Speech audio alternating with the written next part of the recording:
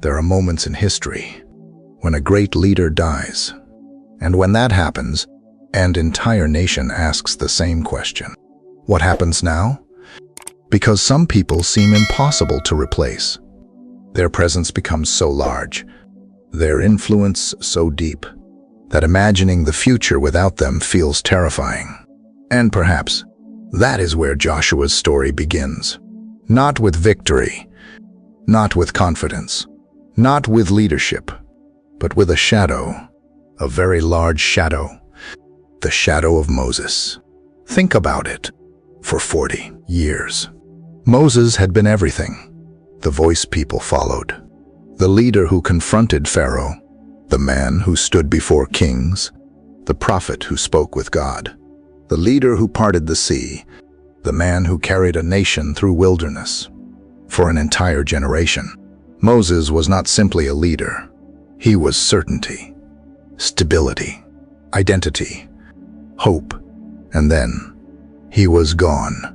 Imagine the moment, the camp silent, the people grieving, the wilderness stretching endlessly around them, the promised land finally visible in the distance.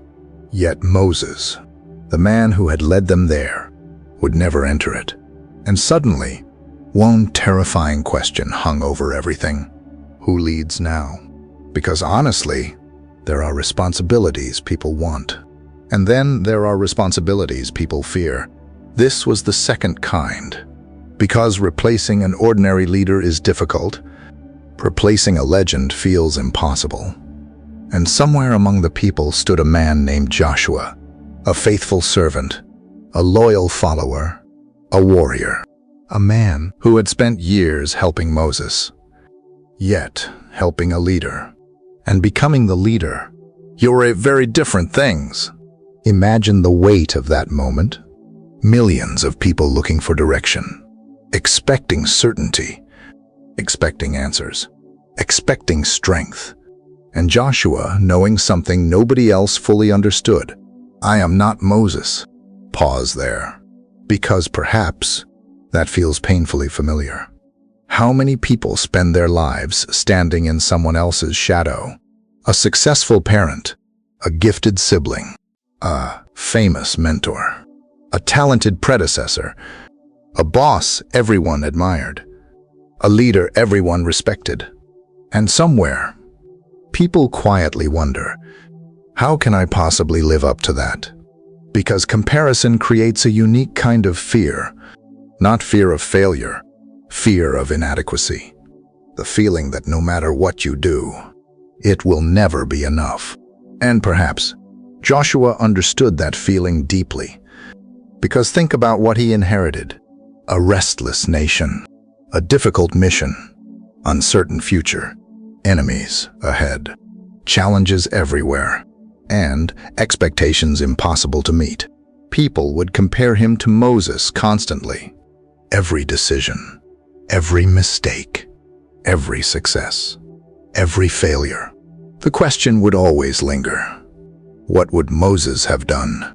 And honestly, many people understand that pressure. The pressure of leadership, the pressure of responsibility, the pressure of becoming the person everyone suddenly needs. Even when you do not feel ready. Especially when you do not feel ready. Because, perhaps, that is one of life's cruelest realities. Responsibility rarely arrives after confidence. Often, responsibility arrives first. Confidence comes later. If it comes at all, imagine Joshua lying awake at night, the future waiting, an entire nation depending on him, the promised land ahead, the impossible task of leading people who had spent 40 years wandering. And perhaps, the fear was not simply, what if I fail? Perhaps the deeper fear was, what if I am not enough? Because many people secretly carry that question. Parents raising children, business owners leading teams, teachers shaping lives, people caring for aging parents, people rebuilding after loss, people stepping into roles they never expected. Everyone eventually encounters a moment where life asks, can you carry this? And sometimes, The honest answer feels like, "I do not know." That is why Joshua matters. Because unlike many heroes, his story begins with uncertainty, not arrogance, not self-confidence, not certainty, uncertainty. And perhaps that feels incredibly human, because real courage rarely looks fearless. Real courage often looks like people moving forward, while carrying fear. Still, Joshua's challenge was even larger than leadership, because ahead stood the promised land, the destination generations had dreamed about, the land Abraham had been promised centuries earlier, the place Moses spent 40 years moving toward. Yet between the people and the promise stood obstacles, rivers, cities, armies, fear, and perhaps the greatest obstacle of all, the belief that they were not ready, because freedom had been won. But now something harder remained, building a future. And honestly, many people understand this too. Escaping a bad situation is one challenge. Creating a meaningful life afterward is another. Leaving Egypt was difficult. Learning how to live as free people proved even harder. And somehow, Joshua inherited all of it. The hopes, the fears, the expectations, the unfinished journey. Imagine standing at the edge of history, everyone watching, everyone waiting, everyone wondering if you can do what must be done, and deep inside, wondering the same thing yourself. Because perhaps Joshua's story is not really about conquest. Perhaps it is about something much more personal. The terrifying moment when life stops asking you to follow and starts asking you to lead. The moment when excuses disappear. The moment when responsibility arrives. The moment when you can no longer hide behind someone stronger, someone wiser, someone more experienced. And suddenly, the future depends partly on you. That moment changes people. Sometimes it breaks them. Sometimes it transforms them. And perhaps that is why Joshua's story still matters. Because many people are standing at their own Jordan River right now. A decision waiting. A responsibility waiting. A challenge waiting. A future waiting. And somewhere, a quiet voice keeps asking, "What if I am not ready?" But before Joshua could lead a nation, before rivers parted, before walls fell, before history remembered his name, he first had to confront the same question many people still face today. What do you do when life asks you to become the person you never believed you could be? And perhaps that question would define everything that came next. Before we can understand Joshua, before we can understand the Jordan River, the walls of Jericho, the battles, the victories, we must first understand the people he inherited. Because Joshua's story is not simply the story of one man. It is the story of an entire nation standing between two worlds. One world behind them, one world ahead, and somewhere in the middle, fear. Because perhaps that is where history becomes most dangerous. Not when people are enslaved, not when people arrive, but in the uncomfortable space between where they were and where they hope to be. To understand Joshua, we must go back to the wilderness, back to Moses, back to 40 years of wandering. Think about that. 40 years and entire generation. People born, people growing up, people growing old, people dying, all inside a landscape of waiting. And perhaps that is one of the most fascinating parts of the biblical story. The Israelites had already escaped Egypt. The chains were gone. The sea was behind them.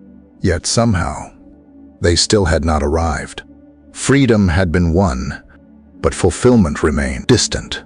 And honestly, many people understand that feeling. The moment after escape, but before stability. After healing begins, but before peace arrives. After leaving the old life, but before building the new one. Because perhaps the hardest seasons are not always the painful ones. Sometimes the hardest seasons are the uncertain ones, the seasons where people ask, how long will this take? Are we moving forward at all? Will we ever arrive? And perhaps that question echoed through the wilderness every day. Still, the deeper problem was not geography. It was psychology. Because Egypt had left their bodies, but Egypt had not fully left their minds. Pause there. Because this matters enormously. Many people imagine the Exodus as a simple journey. Leave slavery, enter freedom. The end. Except, human beings are more complicated than that. Modern psychology understands something fascinating. People often leave environments before they leave mindsets. Someone leaves a toxic relationship, yet still carries insecurity. Someone leaves poverty, yet still thinks like survival is the only option. Someone leaves failure, yet still believes they are incapable. External freedom happens quickly. Internal freedom often takes years. And perhaps that is exactly what the wilderness represented. Not punishment alone. Transformation. The slow process of teaching former slaves how to think like free people. Imagine an entire generation raised inside oppression. People who never owned their future. Never made major decisions. Never experienced true independence. Then suddenly, freedom. That sounds beautiful, but honestly, it also sounds terrifying. Because freedom requires responsibility, choice, risk, uncertainty, and uncertainty frightens people. The biblical story repeatedly shows this. The Israelites complained, doubted, wanted to turn back, feared change, and perhaps many modern readers judge them too quickly. Because honestly, human beings still do the same thing. People often romanticize the past, even when the past hurt them, because familiarity feels safer than uncertainty. And perhaps that is one reason the wilderness lasted so long. Not because God could not lead people quickly, but because people themselves were not ready. Still, Joshua saw all of this firsthand. That matters. Because Joshua was not an outsider observing history. He lived it, walked through it, experienced it, suffered through it. Imagine being Joshua, watching miracles, watching rebellion, watching faith, watching fear, watching people repeatedly struggle between trust and doubt, year after year. And perhaps those years taught him something important. Leadership is rarely about controlling circumstances. It is often about guiding people through uncertainty. Still, there was another crucial event shaping Joshua's future. One many people overlook: the spies. The moment that changed an entire generation. The story is famous. 12 men sent into the promised land. 12 witnesses. 12 opportunities to evaluate the future. They returned carrying evidence. The land was real, fertile, beautiful, everything promised. Yet something else was real too. Challenges. Cities, armies, giants. And suddenly, fear entered the conversation. 10 spies focused on obstacles. Only 2 focused on possibility. Joshua and Caleb. Pause there. Because perhaps this moment reveals something profound about human nature. People looking at the same reality can reach completely different conclusions. The facts were identical. The land was real. The enemies were real. The risks were real. Yet interpretation differed. 10 men saw impossibility. 2 saw opportunity. And perhaps that still happens every day. 2 people face the same challenge. One sees defeat. One sees growth. One sees danger. One sees possibility. Because often, the future is shaped not only by circumstances, but by perspective. Joshua understood this early. Yet the people listened to fear, not faith. The result: a generation lost its opportunity. Imagine that, standing at the edge of a dream, then turning away. Not because the dream was impossible, because fear felt stronger. And perhaps that is one of the saddest themes in human history. Potential abandoned, possibility rejected, future sacrificed because uncertainty felt overwhelming. And honestly, many people know that feeling. The opportunity never pursued, the conversation never started, the dream postponed indefinitely, the risk avoided. And years later, regret arrives, quietly. Still, Joshua remembered. He remembered the land, the promise, the opportunity, and for 40 years, he waited. Think about that. 40 years knowing something was possible. 40 years watching others refuse it. 40 years carrying vision while history moved slowly. That requires extraordinary patience. And perhaps that matters because leadership often requires waiting. Not just action, patience, endurance, the ability to carry belief longer than others. Still, eventually, everything changed. The old generation faded. The wilderness years ended. The Jordan River stood ahead, and the promised land waited beyond it. Pause there, because this is where Joshua's historical moment becomes extraordinary. For the first time, an entire generation stood at the edge of possibility. Not slavery behind them, not wandering around them. A future ahead. And yet, fear remained, because fear always remains. People often imagine courage means eliminating fear. History suggests otherwise. Fear usually stays.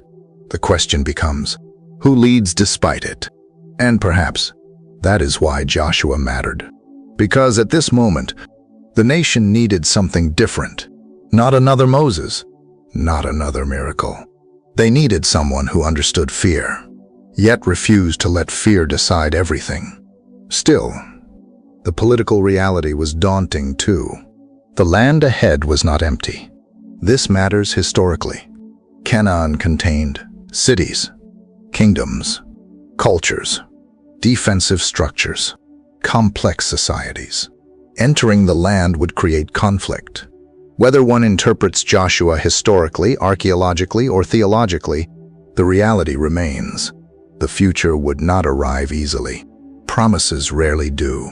And perhaps that is another lesson hidden here.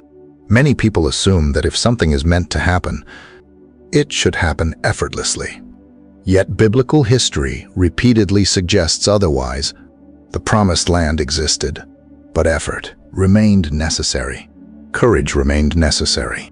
Leadership remained necessary. And perhaps modern life works similarly. Opportunities exist. Potential exists. Purpose exists. Yet people still must move toward them. Still, before Joshua could lead anyone, he faced a personal challenge, the challenge of succession, because Moses was gone. Think about that wait. For 40 years, Joshua followed. Now, he must lead. And honestly, following feels safer. Following allows comparison, excuses, distance from responsibility. Leadership removes those things. Leadership asks, what will you do now? And perhaps many people know this moment. The moment when mentors step away, parents grow older, support systems change, and suddenly, life asks, will you carry responsibility now? Because perhaps that is where Joshua's story truly begins. Not with battle, not with conquest, but with a nation standing between fear and promise.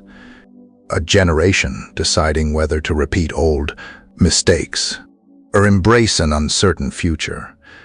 And a reluctant leader discovering that courage is not the absence of fear.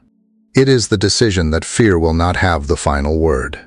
Because beyond the Jordan River, everything was waiting. The future, the challenge, the promise.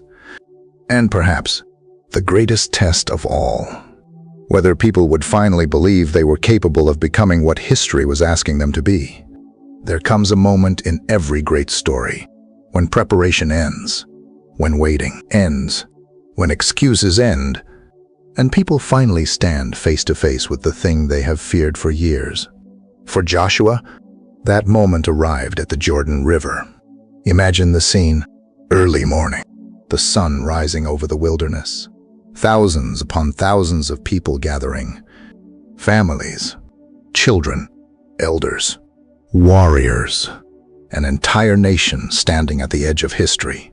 And ahead, the river, the final barrier between wandering and promise, the final obstacle between who they had been and who they could become. But perhaps the Jordan was more than water. Perhaps it was fear made visible, because for 40 years, the Israelites had dreamed about this moment. Now it was here, and suddenly, dreams became responsibility. Possibility became reality. The future demanded action. And honestly, that is when many people become afraid. Because imagining a better life is one thing. Stepping into it is another. Imagine Joshua standing there, the people watching him, waiting for direction, waiting for certainty, waiting for confidence. And perhaps, inside himself, Joshua still felt what many leaders feel. Fear. Not fear of battle, not fear of death. The fear of responsibility. The fear that millions of expectations now rested on his shoulders. Because Moses was gone, there was no one left to stand in front of him.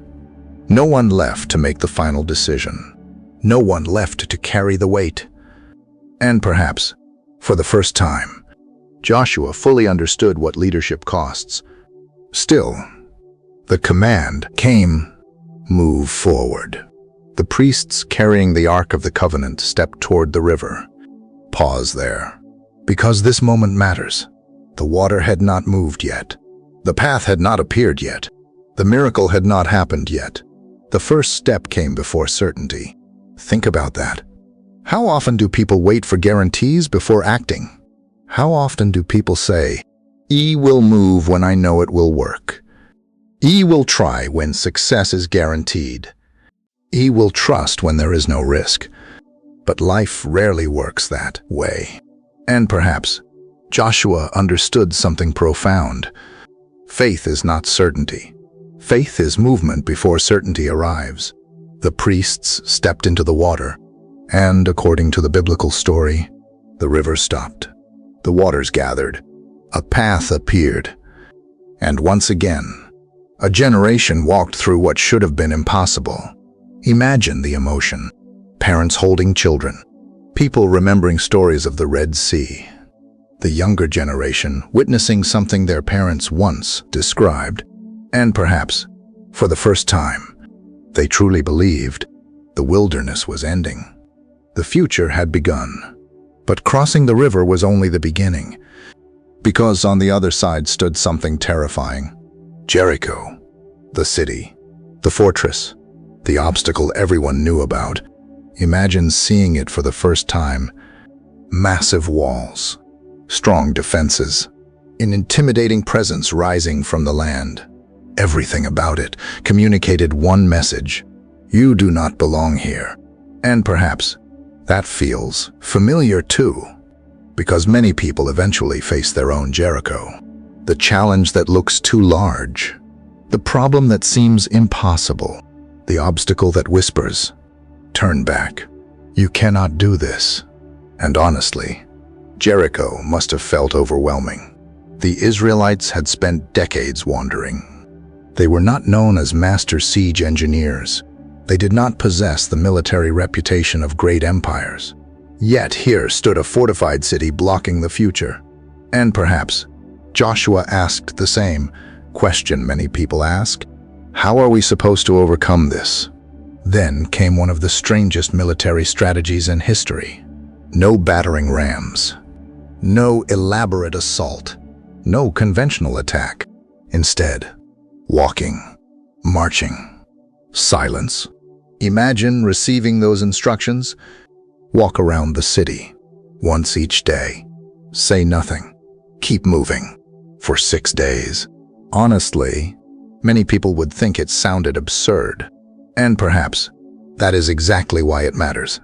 Because sometimes the path forward does not look logical. Sometimes people are asked to trust before understanding.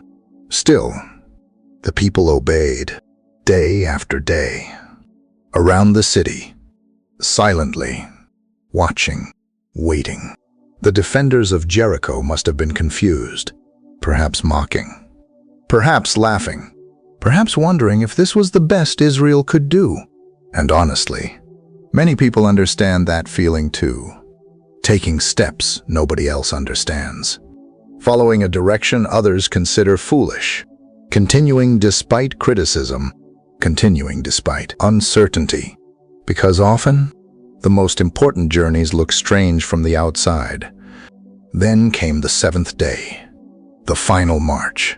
The final circle. The final moment. The people shouted. The trumpets sounded. And according to the biblical account, the walls fell. Pause there. Because, whether interpreted literally, symbolically, historically, or theologically, the image remains powerful. A seemingly impossible barrier collapsing. And perhaps that is why Jericho survives in human memory. Not merely because of archaeology, not merely because of history, but because everyone eventually faces walls. Fear, self-doubt, trauma, addiction, failure, limitations. The obstacles convincing people, you will never get through this. And yet, sometimes the wall falls, not because it looked weak, because people refused to stop moving. Still, Joshua's story did not become easier after Jericho. That is important, because people often imagine one victory solves everything. Life rarely works that way.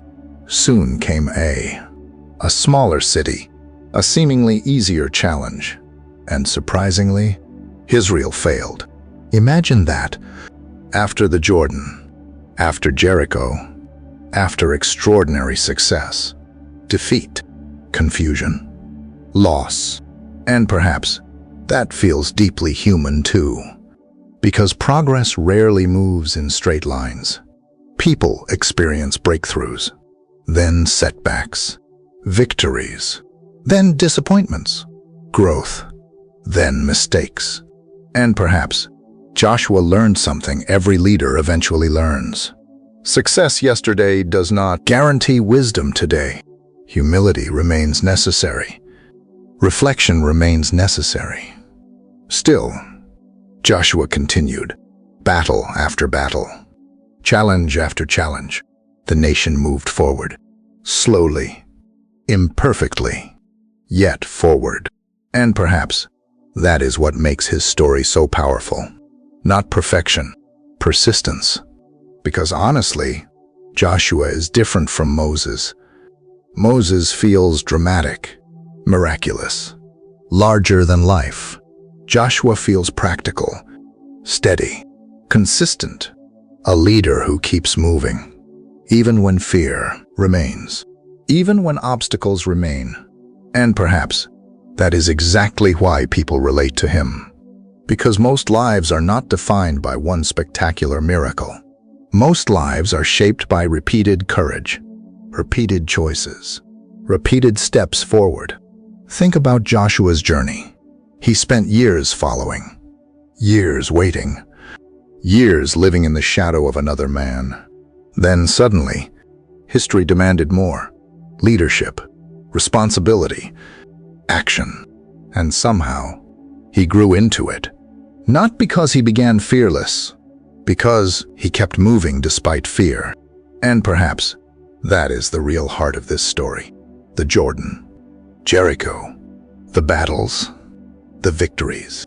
All of them point toward a deeper truth. The impossible rarely becomes possible all at once. It becomes possible one step at a time, one decision at a time, one act of courage at a time.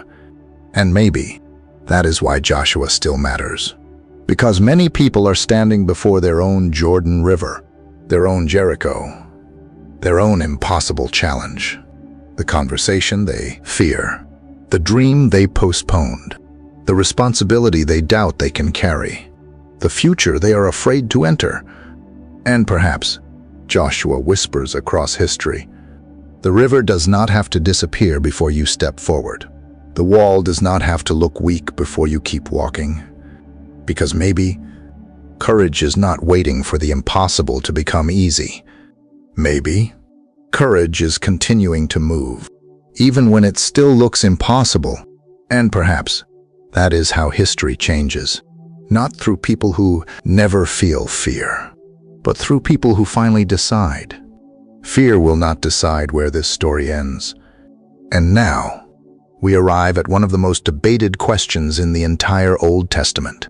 A question that has sparked arguments between archaeologists, historians, theologians, and skeptics for more than a century. A question that sits at the center of Joshua's story. A question that forces us to ask, did Joshua really conquer the Promised Land? Did the events described in the book of Joshua happen, as written? Did the walls of Jericho really fall? Did Israel rapidly conquer Canaan? Did Joshua lead a successful military campaign that transformed history? Or does the story represent something more complex? Something shaped by memory, tradition, theology, ancient storytelling? Because honestly, the deeper people investigate Joshua's story, the more complicated it becomes. And perhaps that is what makes it so fascinating. Let us begin with the most famous controversy of all, the mystery of Jericho. When most people think about Joshua, they think about Jericho, the city, the walls, the trumpets, the collapse. It is one of the most recognizable stories in the Bible, and naturally, it became one of the first places archaeologists investigated. Researchers wanted answers. Was there a city? Were there walls? Did destruction occur? Could evidence confirm the biblical account? The answer turned out to be far more complicated than anyone expected. Archaeologists have excavated the site traditionally identified as ancient Jericho for many decades. And yes, a city absolutely existed there. In fact, Jericho is one of the oldest continuously inhabited locations in human history. People lived there for thousands of years, long before Joshua, long before Israel, long before many ancient civilizations even existed. That part is not controversial. The controversy begins when historians tried determining exactly when major destruction occurred. Some excavations suggested a significant destruction event. Others argued the city may have been abandoned during the period many scholars associate with Joshua. Still others proposed different dates entirely. And suddenly, a simple question became a complicated puzzle. Because archaeology is rarely as straightforward as movies make it seem, ancient cities are rebuilt repeatedly, destroyed, rebuilt again. Layers accumulate. Evidence becomes difficult to interpret. Dating methods improve over time. New discoveries challenge old conclusions, and scholars often disagree. Some researchers believe evidence may align with a conquest period. Others argue the timelines do not fit neatly. And honestly, the debate remains unresolved. Still, Jericho is only one piece of the puzzle. Because Joshua's story involves much more than one city. The conquest question.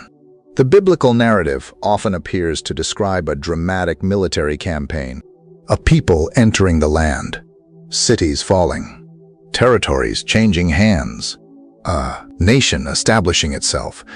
At first glance, it sounds rapid, decisive, comprehensive. But archaeology presents a more complex picture. When researchers examine ancient Canaan, they find something interesting. Some cities show evidence of destruction. Others do not. Some locations were occupied. Others seem sparsely populated. Some timelines appear plausible, others create difficulties. And suddenly, historians begin asking, was the conquest more gradual than the Bible appears to describe? That question became one of the biggest discussions in biblical archaeology. Several major theories emerged. Theory 1, a large military conquest. This view aligns most closely with a traditional reading of Joshua. According to this perspective, Israel entered the land and defeated major cities through military campaigns. The biblical account reflects historical reality substantially as written. Supporters argue that archaeology does reveal destruction layers in some relevant locations. They also point out that ancient records are incomplete. Missing evidence does not necessarily disprove events. And honestly, that is a fair observation. Ancient history often survives only in fragments. Still, other scholars remain unconvinced, which leads to another theory. Theory 2, a gradual settlement process. This theory suggests something different. Rather than a sudden conquest, Israelite identity may have emerged gradually. Communities settled, expanded, formed alliances, experienced conflicts. Over generations, a distinct people emerged. According to this perspective, Joshua's narrative may compress longer historical processes into a more unified story. Ancient writers often did this, not necessarily to deceive, but to communicate meaning, purpose, identity, national memory. And perhaps that possibility deserves consideration, because ancient history was often written differently than modern history. Theory 3, internal origins. Some scholars propose an even more controversial idea. Perhaps many early Israelites were already living in Canaan. Instead of arriving entirely from outside, they gradually developed a new identity within existing populations. This theory remains debated. Supporters point to settlement patterns. Critics argue it does not fully explain biblical traditions. And honestly, the evidence remains complex. No single explanation satisfies everyone. Still, Joshua's story raises another important issue: ancient storytelling versus modern expectations. Modern people often read ancient texts through modern assumptions. That creates problems, because ancient writers did not always write history the way contemporary historians do. Ancient narratives frequently emphasized themes, meaning, identity, theological interpretation. Events mattered, but significance mattered too. Think about national histories today. Countries often tell foundational stories emphasizing key moments, heroes, turning points, shared identity. Ancient Israel did the same. Joshua's story may function both as history and as identity narrative. And perhaps that dual role explains why interpretation becomes difficult, because people are asking different questions. Some ask, did every event occur exactly this way? Others ask, what historical memory stands behind the narrative? Still others ask, why did this story become so important? And honestly, all three questions matter. The ethical controversy. Now, we arrive at perhaps the most difficult discussion surrounding Joshua. Not archaeology, not dating, not evidence. Morality? Because many modern readers struggle with conquest narratives. Understandably, the text describes warfare, judgment, conflict, and people ask, how should we understand this? This is not a simple question. Some interpret these passages literally. Others emphasize ancient literary conventions. Some note that ancient Near Eastern military records frequently used exaggerated victory language. Kings often claimed total victories even when opponents clearly survived. That historical context matters, because phrases sounding absolute to modern readers sometimes function differently in ancient literature. Still, many readers continue wrestling with these texts. And perhaps, honestly, wrestling with difficult questions is important. Because history rarely fits modern expectations comfortably. What does archaeology actually tell us? Perhaps the most honest answer is less certainty than many people want, more complexity than many people expect. Archaeology confirms that Canaan existed, cities existed, conflicts occurred, population changes happened, settlement patterns shifted. The broader world of Joshua feels historically real, yet the exact details remain debated, and likely will remain debated for years, because archaeology rarely provides perfect certainty. Instead, it offers clues, fragments, pieces of larger puzzles. Still, let us pause and ask something deeper. Why has Joshua's story survived? Why does it continue capturing attention? Because honestly, many ancient battles disappeared from memory. Thousands of wars occurred, most forgotten, yet Joshua remains remembered. Perhaps because the story is about more than conquest. Perhaps it is about transition, fear, responsibility, identity, the challenge of entering an uncertain future. Think about it. At its core, Joshua's story asks a universal question. What happens when opportunity finally arrives? Because many people spend years waiting, preparing, dreaming. Then suddenly, the moment comes, and fear appears. The Jordan River, Jericho, the Promised Land. These become symbols of every challenge that seems larger than us, every future that feels intimidating, every responsibility we feel unprepared to carry. And perhaps that is why Joshua still matters. Not because everyone studies archaeology, but because everyone eventually faces something that looks impossible. Still, let me offer a personal perspective, not certainty, only reflection. If you ask me, did Joshua really conquer the Promised Land? I think something historical almost certainly stands behind the story. A people emerged, a nation formed, settlement occurred, conflict happened. Memory preserved those experiences, exactly how every detail unfolded. That remains debated, and perhaps it always will. But maybe the deeper question is not whether every wall fell exactly as described.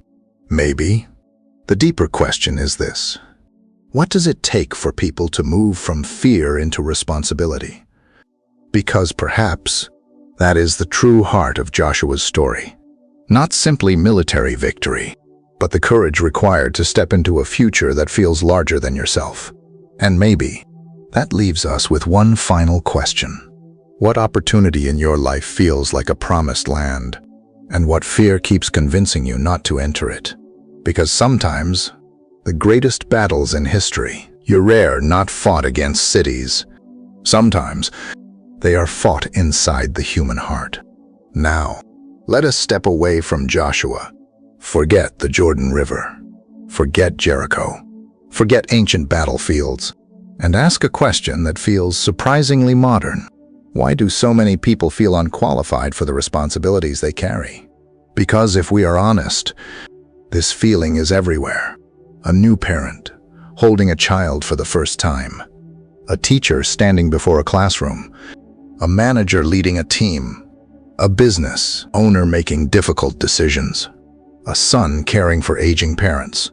A daughter holding a family together during crisis. A person rebuilding life after loss. And somewhere, beneath the surface, a quiet thought appears. What if I am not enough for this? Because perhaps that is why Joshua still matters. Not because most people lead nations, not because most people inherit Moses' position, but because many people understand what it feels like to stand before a challenge that seems larger than themselves. And honestly, that feeling may be more common today than ever before. Think about Joshua. For decades, he followed, observed, learned, supported.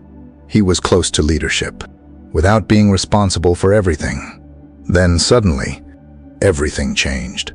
The person he depended on was gone. The expectations remained. The mission remained. The pressure remained. Only now, the responsibility belonged to him. Pause there. Because perhaps many people know that moment. The moment when someone else stops carrying the weight, and suddenly it becomes yours. The parent dies. The mentor retires. The boss leaves. The relationship ends. The support system changes. And life quietly asks, can you carry this now? And perhaps the most honest answer many people give is, I'm not sure. Modern psychology has a name for this feeling. Imposter syndrome. The persistent belief that people are less capable than others think. The fear of being exposed.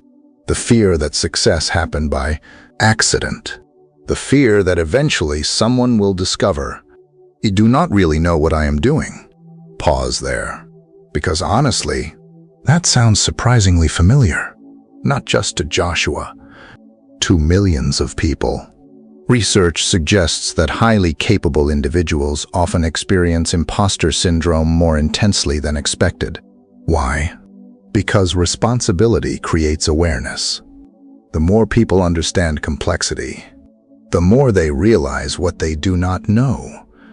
And perhaps that explains Joshua. He knew how difficult leadership would be. He knew the challenges ahead. He knew the expectations. And perhaps that awareness made confidence difficult. Because confidence is not always a sign of competence. Sometimes, confidence is simply ignorance. The people most aware of responsibility often feel its weight most deeply. And perhaps many people listening understand this. The parent wondering if they are doing enough. The leader questioning decisions. The person trying to help others while secretly struggling themselves. The feeling, everyone else seems more prepared than I am. But here is something fascinating. Most people feel that way. They simply do not talk about it. Think about modern life. Social media shows certainty, success, achievement, confidence. People rarely post fear, self-doubt, confusion, the sleepless nights, the difficult decisions, the moments of wondering, am I capable of this? And because people mostly see confidence, they assume everyone else feels confident, which creates an illusion that everyone else is ready. Everyone else is qualified. Everyone else understands what they are doing. And perhaps that illusion becomes another burden. Because comparison distorts reality. Joshua likely experienced something similar. Not social media. Comparison. How could he not? Imagine following Moses for 40 years, the man who confronted Pharaoh, the man who spoke with God, the man who led miracles, the man remembered by generations. How do you follow someone like that? Honestly, many people would spend their lives feeling inadequate. And perhaps that happens today too. People compare themselves to extraordinary examples. A successful sibling, a talented colleague, a respected parent, a famous entrepreneur, a gifted speaker, and somewhere they quietly conclude, he can never measure up. But perhaps that is the wrong question. Because Joshua was never asked to become Moses. He was asked to become Joshua. Pause there, because this matters deeply. Many people spend years trying to become someone else, trying to match someone else's strengths, someone else's personality, someone else's path, and perhaps that creates unnecessary suffering. Because meaningful lives rarely emerge through imitation. They emerge through authenticity. Joshua succeeded not by becoming another Moses, but by leading differently. And perhaps many people need that reminder. The goal is not to become someone else. The goal is to become fully yourself. Still, there is another modern parallel hidden inside Joshua's story. Responsibility usually arrives before readiness. Think about that.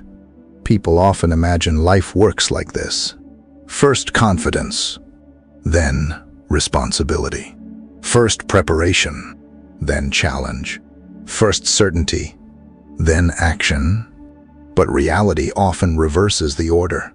Responsibility arrives first. Readiness develops later. The child is born. The promotion comes. The opportunity appears. The crisis happens.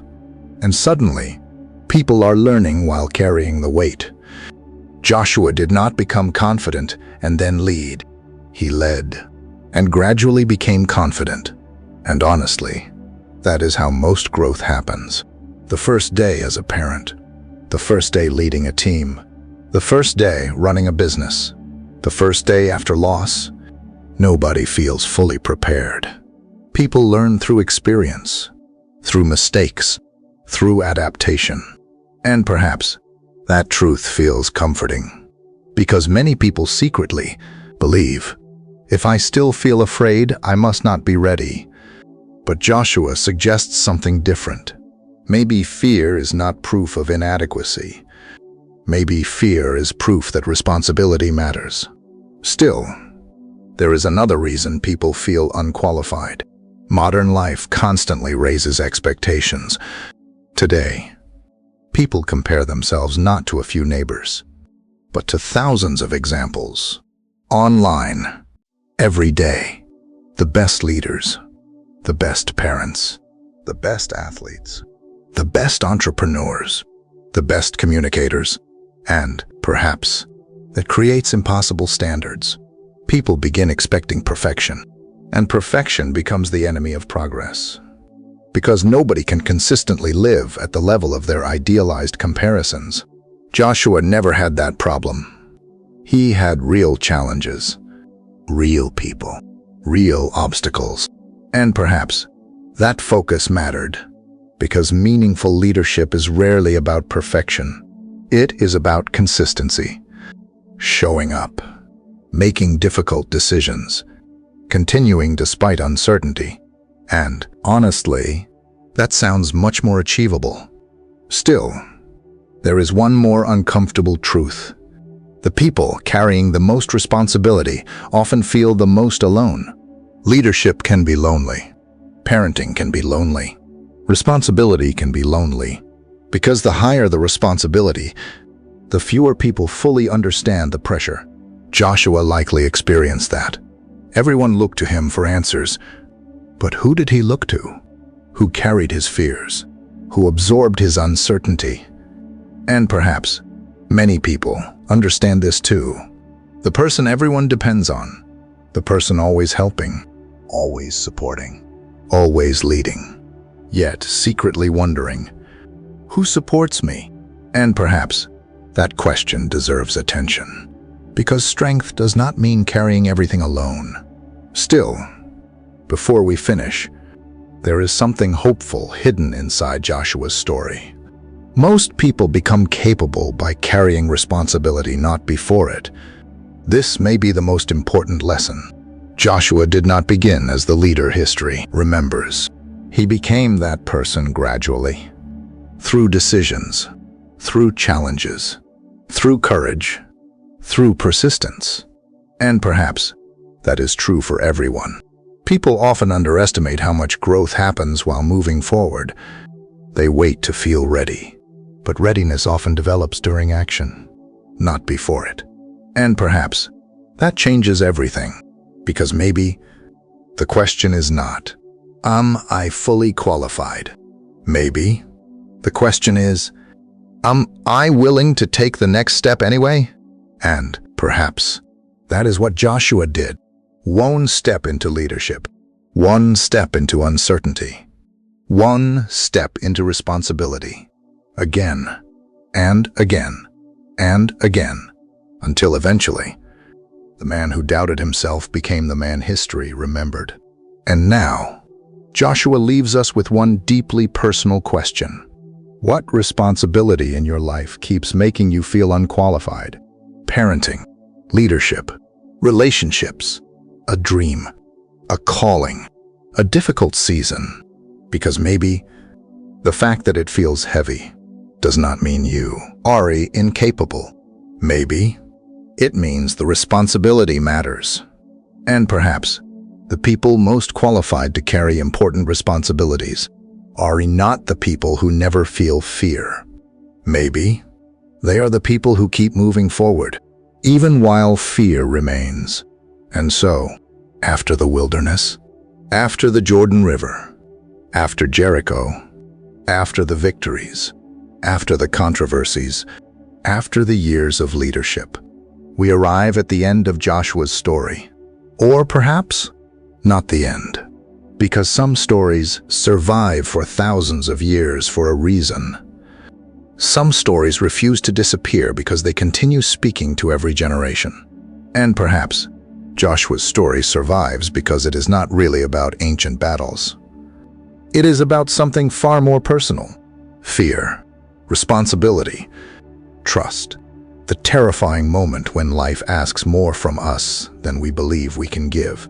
Because if Moses is the story of liberation, Joshua is the story of what happens after liberation. And honestly, that may be the harder journey. Because escaping the old life is difficult.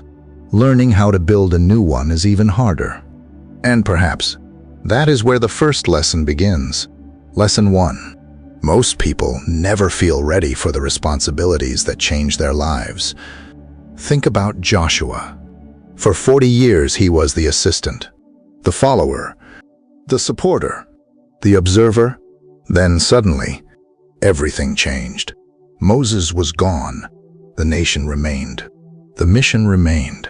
The expectations remained. And now, everyone was looking at him. Imagine that moment. Imagine realizing there is no one left to stand in front of you. No one left to make the final decision. No one left to carry the burden.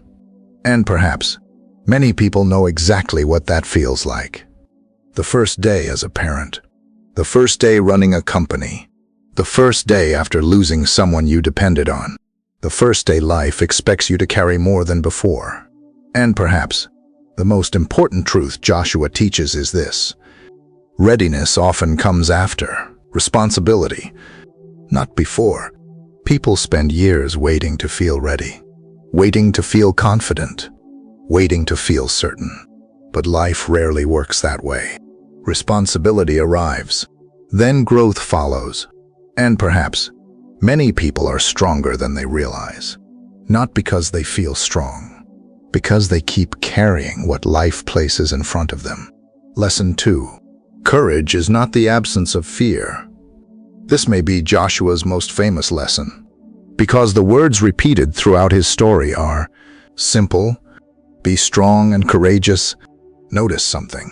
The command was not, stop feeling fear, because fear never completely disappears.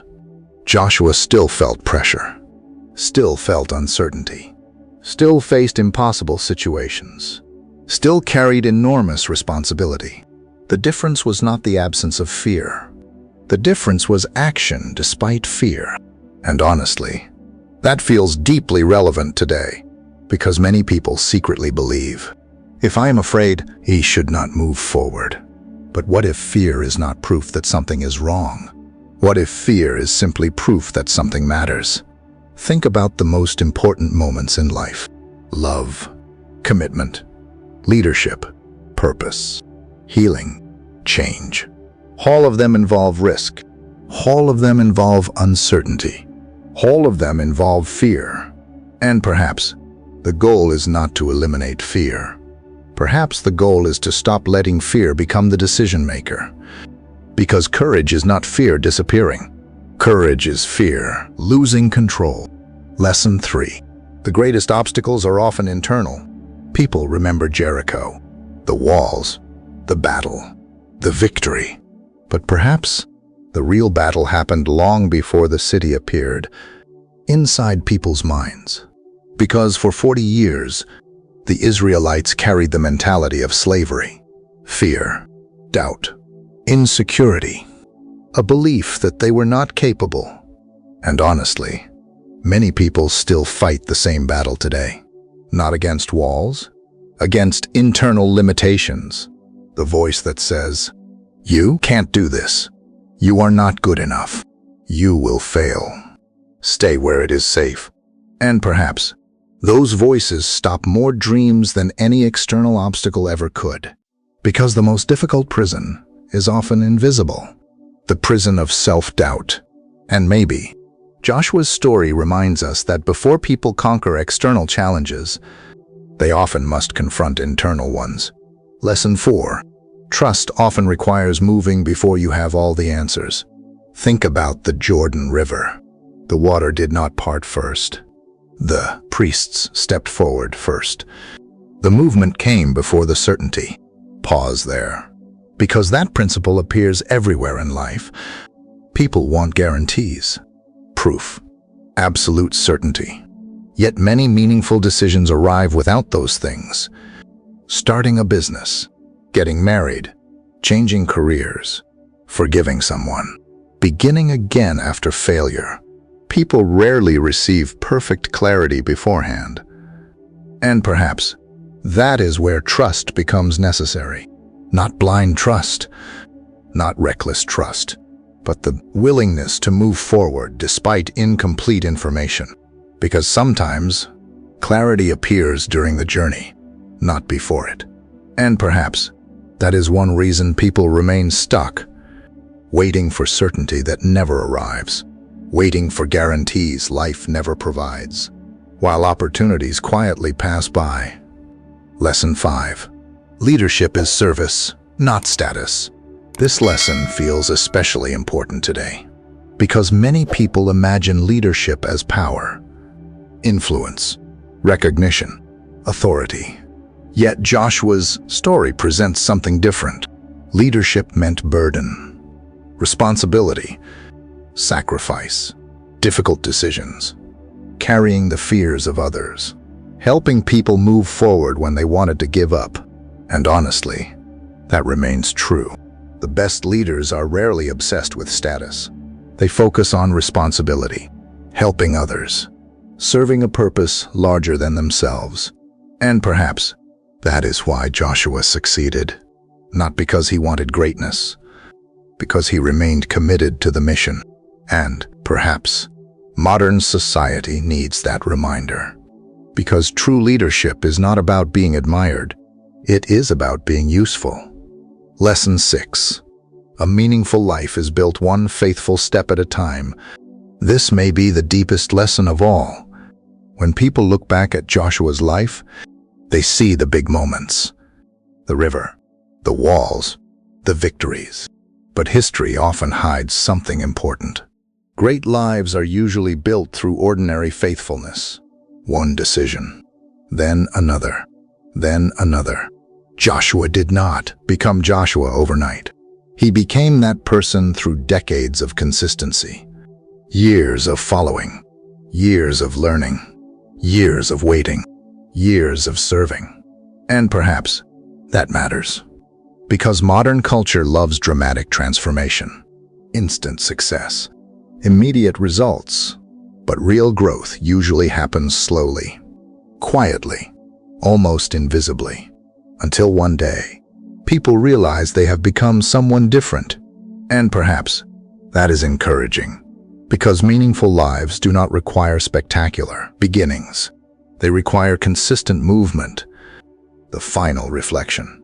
Now, before we leave Joshua standing at the edge of history, let us pause one final time, because perhaps his story is not really about ancient Israel, not really about Jericho, not really about military campaigns. Perhaps Joshua's story is about a moment every human being eventually faces, the moment when life places something important in front of them, a responsibility, a challenge, a calling, a future, and then asks, will you trust yourself enough to move forward? Not because you feel ready, not because you feel fearless, not because success is guaranteed, but because staying where you are is no longer an option. And honestly, that may be one of the hardest questions in life, because every person eventually stands before their own Jordan River, their own Jericho, their own impossible situation. And perhaps the future often belongs not to the people who feel the most confident, but to the people, willing to take the next step despite uncertainty. Final question. So Joshua leaves us with one final question, a deeply personal question. A question every generation must answer for itself. What responsibility, challenge, or opportunity is standing in front of you right now? And what would happen if you finally stopped waiting to feel ready? Because maybe the person you are becoming is waiting on the other side of that decision. And maybe the greatest act of courage is not conquering a city. Maybe the greatest act of courage is simply taking the first step toward the life you were meant to live.